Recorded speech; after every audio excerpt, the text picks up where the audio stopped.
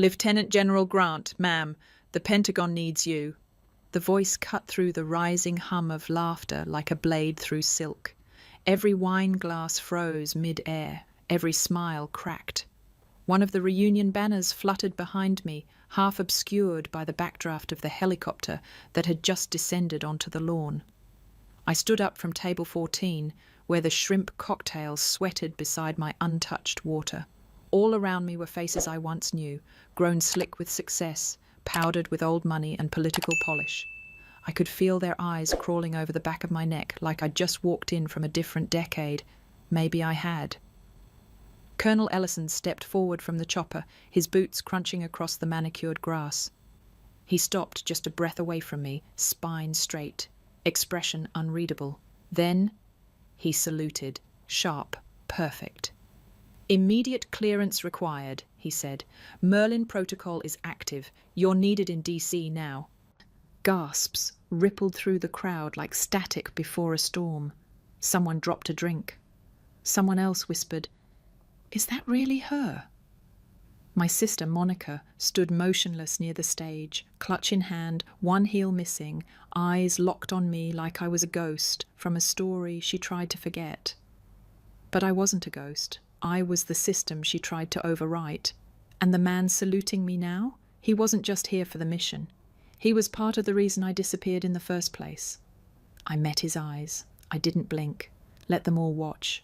My name hasn't been spoken in that auditorium in over 17 years.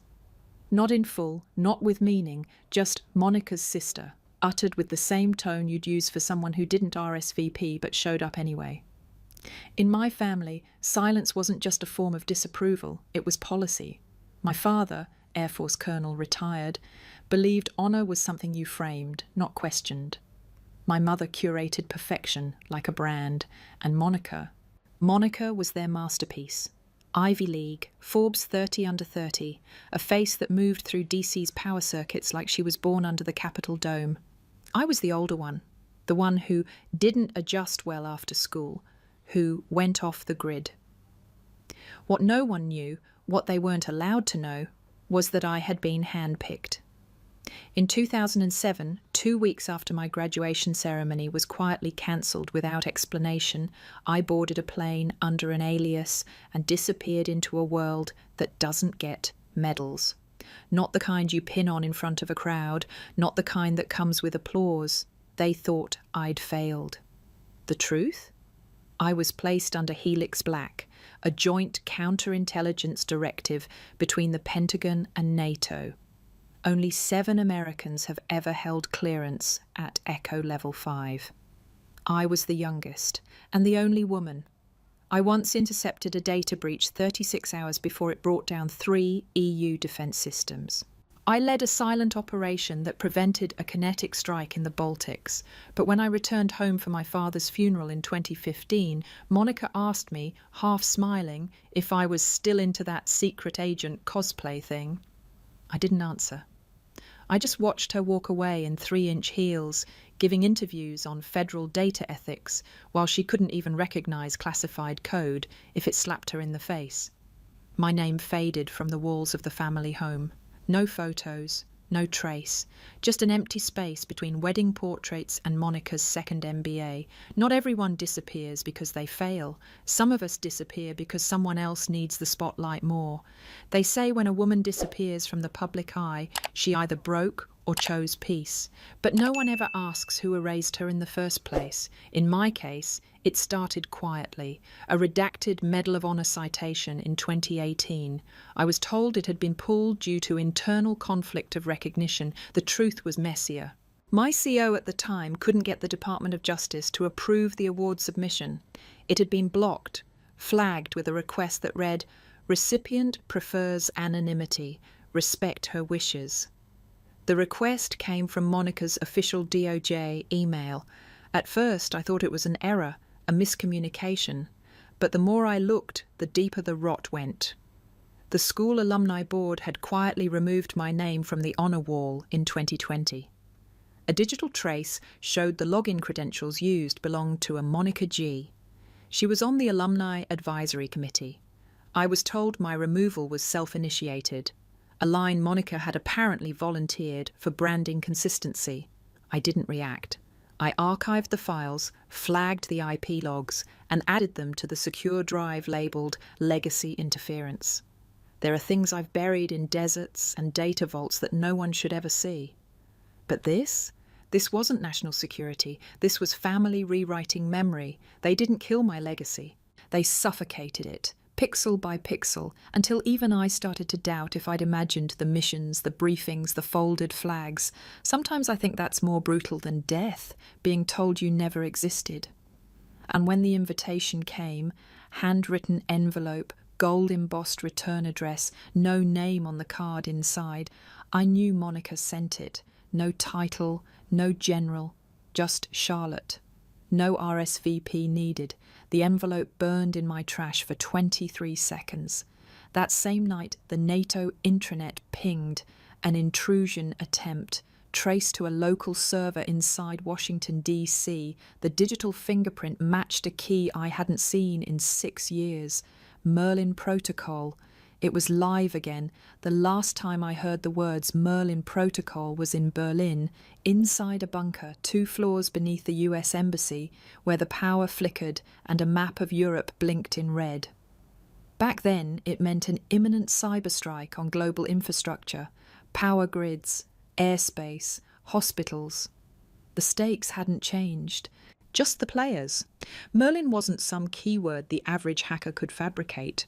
It was embedded in a command structure only accessible through a top-tier NATO relay.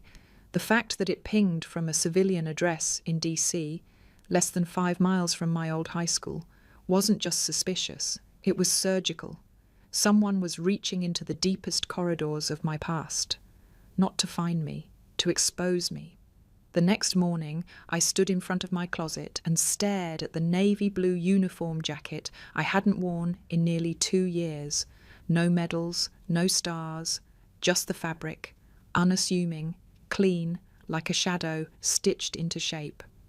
I packed light, no rank insignia, no security detail, just an encrypted satellite phone, a retinal-coded flash drive, and the full weight of 17 years lived behind unmarked doors. I didn't plan to confront Monica. I didn't plan to be seen at all.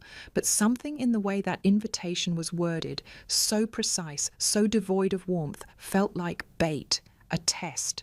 And if someone was using a Merlin tag to pull me out of hiding, I needed to know why and who. Besides, if I was going to be erased, I at least wanted to see the face of the hand holding the delete key. The plane touched down at Dulles in late afternoon fog. No escort, no welcome. Just the ghost of a name no one said out loud anymore. I checked into the hotel under an alias I hadn't used since a mission in the Caucasus, and as I laid the encrypted phone on the nightstand, it buzzed. 3 short pulses. New access attempt. Encrypted credential. Internal. Location: Auditorium Hall, Mayfair Academy. Reunion night had begun. The Mayfair Academy parking lot looked exactly as I remembered it. Ornate gates, iron scrollwork polished to the point of vanity, hedges trimmed like they were auditioning for a royal garden. Inside those walls, legacies were curated, not earned. I parked 2 blocks away, walked in through the side access near the tennis courts. No cameras, no chatter. Just distant jazz music floating through the warm dusk and the scent of florals too expensive to grow on American soil. I wore black slacks, low heels, and the same navy blue coat from Berlin. No rank, no badges, just enough to make them wonder if I'd dressed up or down. At the reception table, a young woman with an earpiece glanced at the list. Name? I hesitated. Charlotte Grant, I said finally. Not general, not ma'am, just the stripped-down version, like the label on a worn suitcase. She scanned the list, blinked. Oh, right, you're table 14. She handed me a name tag. It read, Charlotte Grant, spelled wrong, not even misspelled in a new way, just lazy. I didn't flinch. Inside the ballroom, the air was heavy with recognition, people hugging, posing, catching up like time had made them all better versions of themselves.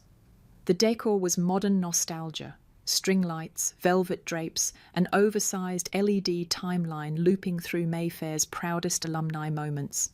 My name wasn't there. I scanned the room. Monica wasn't in sight, but her imprint was everywhere. Her signature gold calligraphy on the welcome banners, her digital photos rotating beside senator selfies and non-profit gala appearances. I passed by my own yearbook photo on a poster near the buffet. It had been cropped. Only Monica's face remained, my shoulder, a fragment of me, still visible at the edge, erased but not completely, like a glitch in an otherwise perfect narrative. I made my way toward the far corner, table 14. Wedged between a flickering wall sconce and the tray of shrimp cocktail, it was the only table without gold trim. The name cards here were plain, printed in sans serif. One had a coffee stain, another was missing entirely. Mine sat crooked, no title, no class year, just Charlotte Grant. I sat alone. A waiter passed, offering champagne. I declined. My clutch buzzed once, low, like a second heartbeat. I slipped the encrypted phone into my lap and tapped the silent alert. Inbound signal detected. Source, Auditorium Hall server. A ping ID, Merlin fragment. Obfuscated path. MA Legacy Loop. The same server streaming the alumni slideshows. Someone wasn't just celebrating legacy tonight. They were reaching into it, rewriting, probing. I looked up. The screen cycled through Mayfair's Legendary Women in Government segment. Monica appeared, flanked by senators and tech moguls. Then another face, blurred, appeared momentarily beside hers. A corrupted frame, a data glitch. No, not a glitch, a signal. Someone had embedded a beacon into the tribute reel. I took a sip of water and smiled faintly. Sloppy move, or desperate. A woman in red walked by, not noticing me. Someone else laughed too loudly at a joke that had passed. This place hadn't changed. What had changed was me. They thought they had invited a ghost, but I wasn't haunting Mayfair. I had returned as proof that silence isn't absence, it's precision. Somewhere in this room someone was watching, and whether it was Monica or another shadow from my past, I was done hiding. Is that Monica's sister? The whisper floated just behind me as I crossed the room, slow and measured, pretending not to notice how many heads turned in synchronized disbelief. I caught glimpses of old classmates, faces barely aged, smoothed by money and curated filters. Some gave polite half smiles, unsure whether to wave or ignore me. Most chose the latter. Their eyes moved past me like I was the help refilling glasses. At table 14, someone had left half a cocktail shrimp abandoned on a napkin. The chair cushion was stained. A flickering sconce above buzzed like a dying fly trapped in crystal, perfect spot for the girl who disappeared. Monica arrived 20 minutes later. She didn't enter, she descended. Red silk, shoulder pads sharp enough to wound, and a posture like she was running for Senate and winning without votes. She moved through the crowd with gravity. People bent toward her naturally, pulled into her orbit. When our eyes met, hers didn't widen. She didn't flinch. She just smiled like she'd expected me, like she'd rehearsed for this. "Charlotte," she said warmly, loud enough for nearby tables to hear. "That coat looks so durable. I love that for you." I nodded once. "Still allergic to cotton, I see." She laughed, not at the joke, but to signal to others that a joke had happened. People chuckled out of habit. "I'm glad you came," she said, leaning in slightly.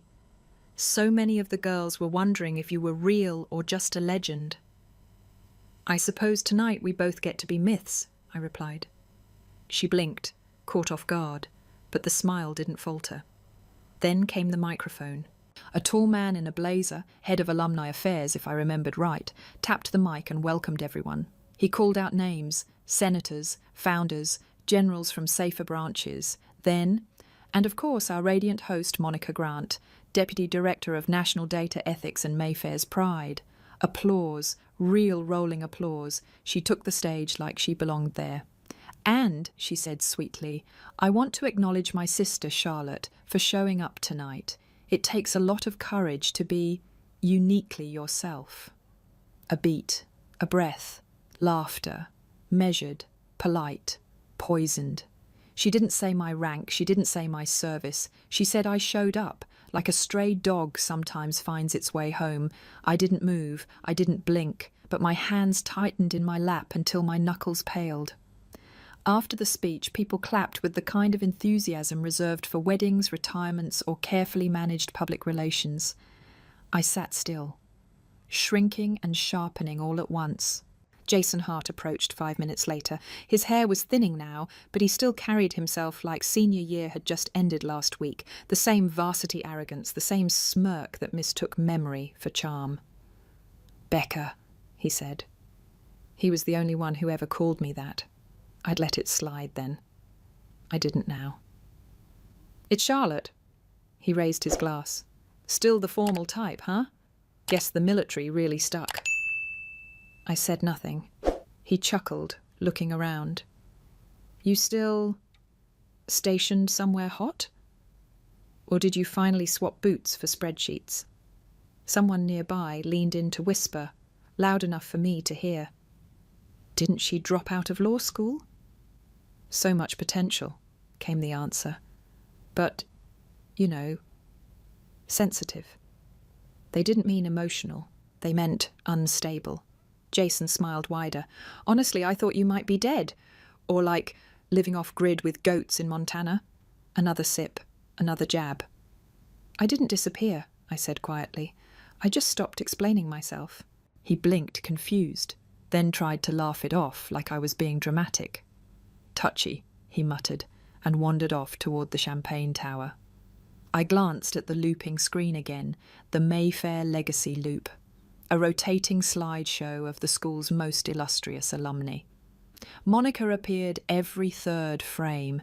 Even her internships had captions. Then, for just 1 second, there it was again, a flicker. Not a photo, a frame, encrypted code layered inside the feed. No one else noticed. But I knew what I saw. Someone had embedded a handshake signal inside the media loop. I tapped the clutch under my table. The phone buzzed in response. Source confirmed. Location, AV Server A. Access level, internal. Encryption match, Merlin fragment. Masked as Legacy Slide number 173. This wasn't just a humiliation tour, it was a drop zone. Someone was using Monica's tribute slideshow as a live payload delivery system, and they knew I'd be watching, which meant this wasn't her. Or at least, not only her. Someone else had access. Someone inside. The hallway to the restroom was dimly lit and lined with framed class photos. I paused in front of mine. Class of 2003. I hadn't seen it in over a decade. Everyone was there. Even Monica, smiling like she already knew she'd run the world. But something was wrong. I scanned the back row. I was missing. Not cropped, not blurred, gone. They'd reprinted the photo without me. My gut twisted, not because of the erasure, but because I knew the file. I remembered how our guidance counsellor had emailed it to all of us senior year. That photo had been archived in the school's intranet server. The only way to alter it was to use administrative-level access. And Monica was on the alumni committee. The pieces clicked faster than I could breathe through them. She hadn't just rewritten public records. She'd tampered with digital archives, quietly, permanently. And no one questioned it because no one remembered to. I stared at my absence, framed in oak. When I returned to the ballroom, Monica was on stage again, this time for a tribute slideshow titled Mayfair Women, Power in Practice. A golden reel played, senators, CEOs, diplomats. Then came a quote on screen. "Visibility is legacy. If no one sees you, you were never really there." Monica Grant, 2021. The audience clapped. I stared at the screen until the code flickered again. Frame number 173. Payload received. Server breach complete. Whoever had embedded that Merlin fragment was using the tribute reel as a signal delivery system. The slide itself was a disguised handoff, a way to activate a sleeper port inside the DC defense matrix, which meant someone didn't just want to humiliate me. They wanted me in that room at that moment facing the screen so they could triangulate my presence, so they could track my clearance. My muscles tensed. Then a soft voice behind me whispered, "You're not supposed to be here." I turned. A woman I didn't recognize, mid-40s, pale green dress, eyes sharper than they should have been. "Excuse me?" She leaned in. "Monica told them you'd be too proud to come. She said you'd never walk into this trap." Trap. The word landed cold. I opened my mouth to ask more, but she was already gone. I stepped outside.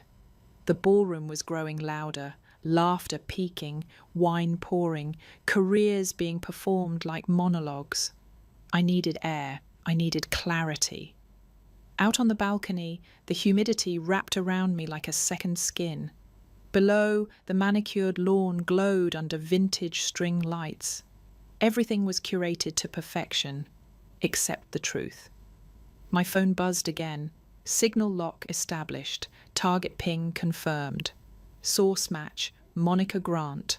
Terminal MGR003. I stared at the screen. Monica wasn't just linked to the slideshow. Her personal laptop, registered to the Department of Justice, was the device authorizing the Merlin Protocol fragment. She had access. She had motive. And she had cover. It made sense now. The rewritten alumni archives, the quote about visibility, the photo where I didn't exist, the invitation with no name, the casual erasure of 17 years with a smile and a microphone. She wasn't just sidelining me, she was replacing me. Every name I'd saved, every life I'd protected under Black Ops anonymity, she had fed into a new image of herself. The woman who understood cybersecurity, legacy, power.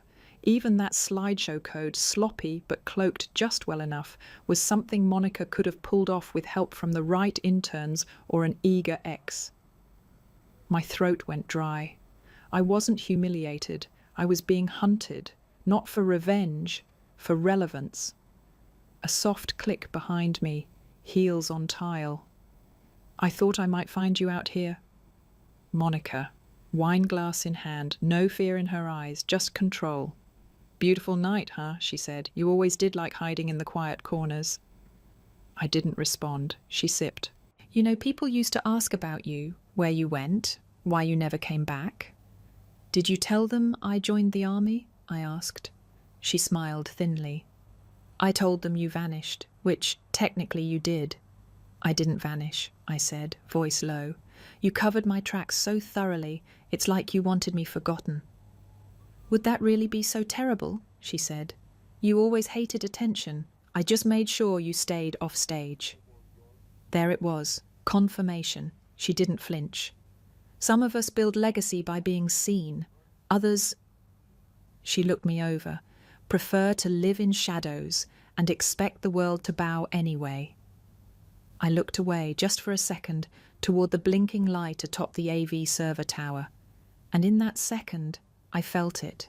This wasn't ambition, it was war. And I had walked straight into the battlefield. I stood there, just a few feet from Monica, the woman who used to braid my hair before school, the one who sent me care packages during basic training, or so I thought. Maybe those boxes had been curated by our mother. Maybe even those were theatre. "I never asked you to erase me," I said. She turned back to face me. "No, you just asked to be left alone. I asked for silence, not exile." Monica's jaw tightened. The wineglass twitched slightly in her hand. "You know what silence looks like to a room full of powerful men," she said. "It looks like weakness. It looks like shame." I wasn't ashamed. "No," she snapped, "but I was." The air shifted. "I was 19, she said, voice lower now. "You were the family hero, the one who vanished in the night with a government convoy. I spent years answering for your silence. What happened to Charlotte? Why isn't she on the roster? Did she drop out? Have a breakdown? I couldn't answer. You could have told the truth.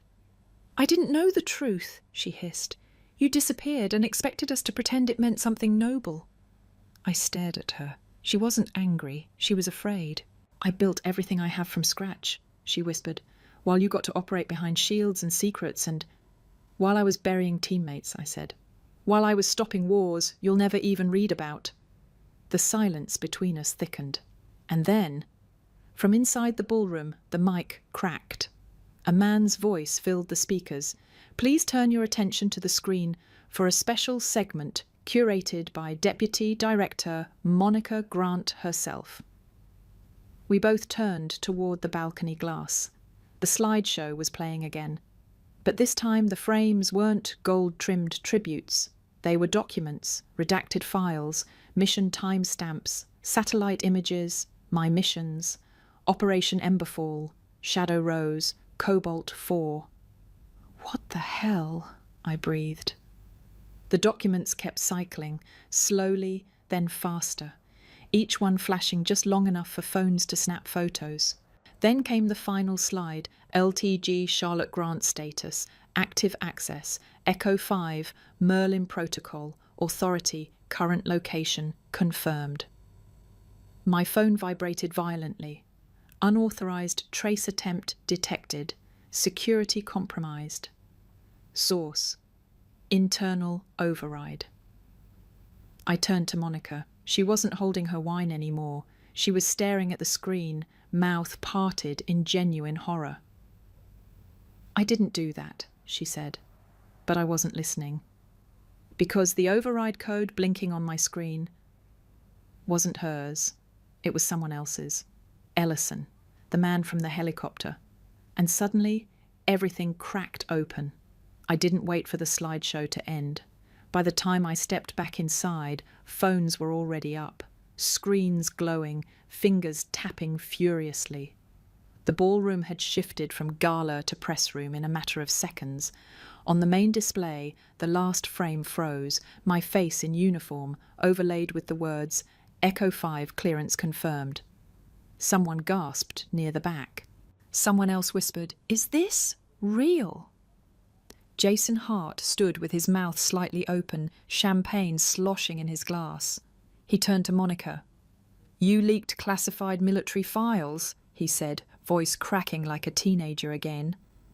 "I didn't," she snapped, suddenly not polished but panicked. "That wasn't me." I moved through the crowd like a ghost with gravity. No one dared stop me now.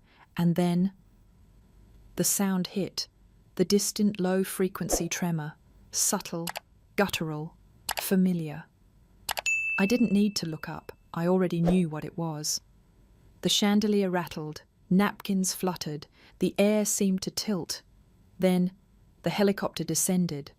Not the same one as before, bigger, louder, black hull, no insignia, just raw, sanctioned machinery. Guests screamed, some ducked. Others pulled out phones like this was a staged event.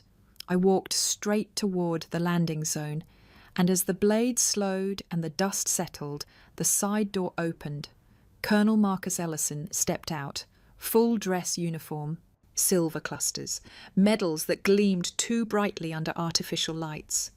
He didn't look at anyone except me. No smile, no surprise, like this had always been part of the plan. He crossed the lawn with deliberate steps, stopped 3 feet from me, and saluted. "Lieutenant General Grant," he said. "Ma'am, you are requested for immediate debrief, Pentagon level. Merlin protocol has been escalated." Cameras clicked. Monica stood frozen on the balcony, her hand gripping the railing like it was the only solid thing left. Jason whispered behind me, "Wait, she's a real general?" I didn't flinch. I didn't answer. Because Ellison's salute was too perfect, his timing too clean, and the override code on my phone, it matched his old login signature from Berlin, the one I'd buried in a system vault 6 years ago, the one I never expected to see again. Ellison's salute lingered like a challenge. The cameras loved it. A woman in uniform summoned from the shadows, stepping into destiny. Except that wasn't the story. It was the cover. I returned the salute, but not as a subordinate. As a signal, I see you. He turned slightly, gesturing to the landing ramp behind him. Time sensitive, ma'am. Merlin protocol breach has triggered full Tier 1 alert. We'll need your clearance to finalise the firewall directive. Tier 1? Firewall? The jargon was sloppy. Intentional, maybe, for the audience watching. I didn't move. Why now? I asked. Why here? He lowered his voice, just enough for only me to hear. Because they don't care about ghosts, Charlotte. Only myths. And today you became one again. The words hit colder than the helicopter wind. It wasn't a recall. It was a rollout. He hadn't come to rescue me. He came to relaunch me, package the invisible soldier, redeem the system, rewrite the past as a PR play. Everything, the slideshow breach, the fake exposure of my clearance, wasn't sabotage. It was performance. You leaked my ops, I said. You embedded Merlin into the tribute reel. He tilted his head. I revealed your existence. There's a difference. My voice tightened. You burned classified ops and violated sovereign clearance chains to trend me? To make them remember what you are, he replied, and who made you.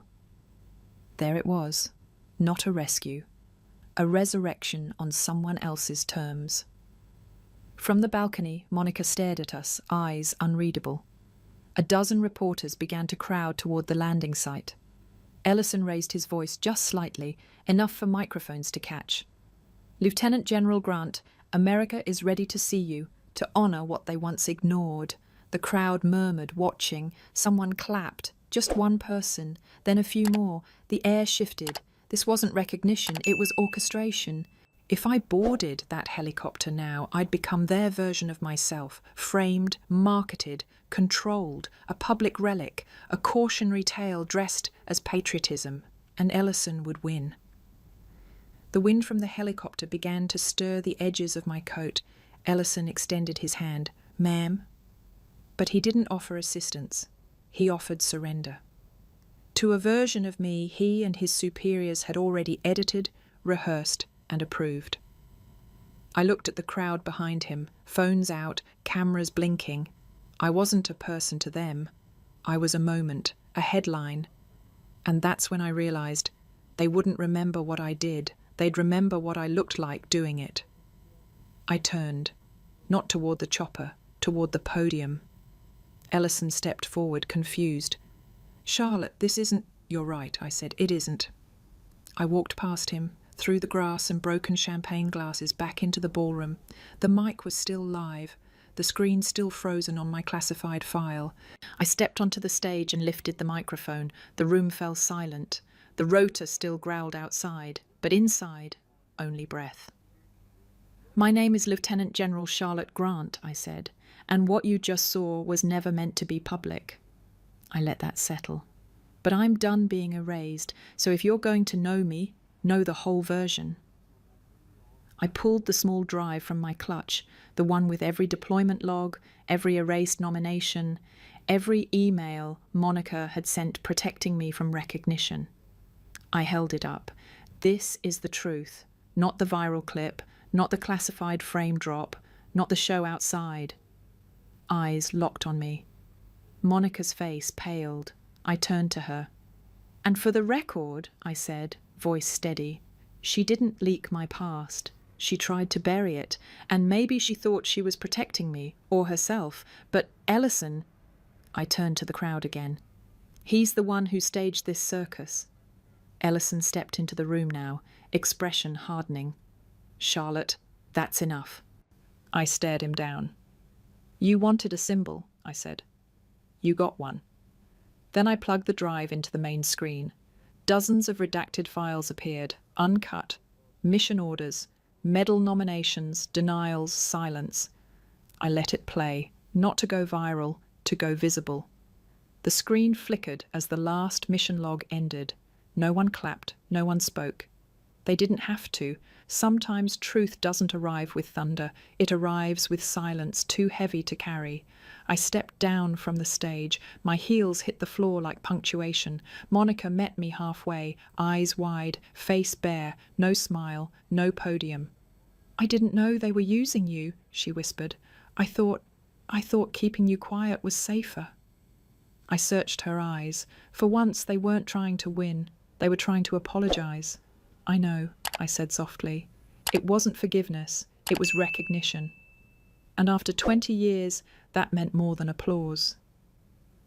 Ellison stood near the back, arms crossed, face blank. I could feel him recalculating. He'd lost the angle. The narrative had escaped him. I walked straight past. Outside, the helicopter still waited. Its rotor hummed like it knew it wasn't needed anymore. "Ma'am," the young pilot said as I approached, "standing by for extraction." I looked up at the sky. A plane blinked in the distance, free, untraced, unscripted. I shook my head. "No extraction," I said. "I'm not disappearing again." The pilot hesitated. "Understood." I turned back toward the school, toward the students still lingering by the stairs, wide-eyed. A girl in ROTC dress blues stood frozen, mouth open slightly. "Was all that real?" she asked. I looked at her. "Yes," I said, "and more." "Why didn't you say anything before?" I smiled gently. Because being loud isn't the same as being heard. 1 week later, I declined the West Wing offer. The president's office had called, twice, first for a photo op, then for a position. Symbolic, they said. Restorative. Necessary. Necessary for who? They wanted a story. I wanted a life. So I chose a classroom instead. Fort Liberty. A modest lecture hall with scuffed tile and humming lights. 30 cadets, most under 25, no press, no headlines, just questions I couldn't always answer and silence I didn't always need to break. My first day, someone asked, "Ma'am, what do you do when the system forgets you?" I paused. "Lead anyway," I said, "and document everything." They laughed, a little, but not because it was funny, because they understood. Legacy doesn't come with rank, it comes with presence. One afternoon, I found Monica waiting outside the building. No makeup. Hair pulled back, just a messenger bag and eyes that had learned to listen more than defend. "I owe you more than I can say," she said. "You owe me truth," I replied. She nodded. "I'd like to help fix what I broke, if that's allowed." I didn't say yes. But I didn't walk away either. Weeks later, we started a quiet project, leading in silence, not a foundation, not a memoir, just conversations, with veterans, with families, with women like me whose records were buried and whose voices were logged under pending. We weren't loud, but we were heard. Spring came early that year. The campus trees bloomed too soon, petals blowing across the quad like confetti, with no parade. On a mild Friday afternoon, the school unveiled a bronze plaque on the side of the administration building. No podium, no marching band, just a modest crowd. Students, faculty, a few press cameras, quickly hushed. Monica stood beside me, hands clasped in front of her, quiet. The plaque read, "Rebecca Charlotte Grant, integrity in silence. No rank, no medals.